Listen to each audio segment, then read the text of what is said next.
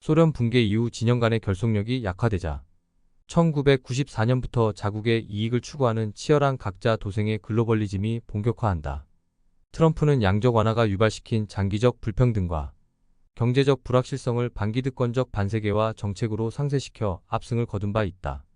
반글로벌화와 보호주의, 감세, 그리고 미국 주도의 경제 전략이 핵심인 트럼프의 경제 정책은 세계 경제에 상당한 파장을 일으킬 것으로 예상된다. 로마 법통의 적장자로 황금기를 앞둔 미국은 셰일 오일과 가스 생산을 통해 급부상하며 로마 제국의 영광을 꿈꾼다. 미국은 2010년대 초반 셰일 혁명으로 세계 최대의 원유 생산국 중 하나가 된다. 셰일 혁명은 셰일 형태의 암석에서 원유와 가스를 대량으로 추출하는 에너지 산업의 파격적 변화를 가리킨다. 셰일 오일이 급증하면서 2014년 100달러를 돌파했던 국제 유가가 2016년 30달러로 급락하자 제1차 오일 전쟁이 일어난다. 유가 폭락으로 위기에 빠진 14개 오펙 회원국은 러시아 등 기타 산유국을 끌어들여 오펙 플러스 협의체를 구성해 원유 감산에 들어간다. 유가를 끌어올리는데 성공하지만 미국의 업자들은 대대적인 투자로 셰일 오일 생산량을 증가시킨다.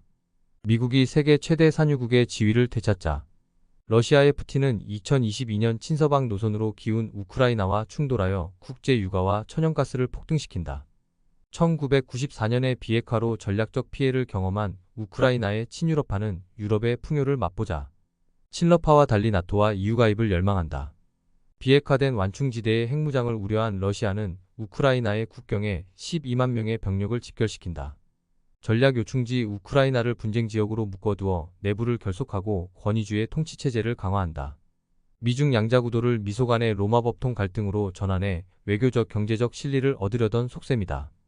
하지만 러시아 우크라이나 전쟁은 주요 전선에서 군사적 교착 상태에 빠지며 장기 소모전으로 치닫는다.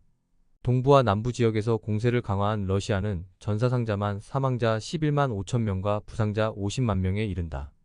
우크라이나의 피해 역시 사망자 5만 7,500명과 부상자 25만 명으로 추정된다.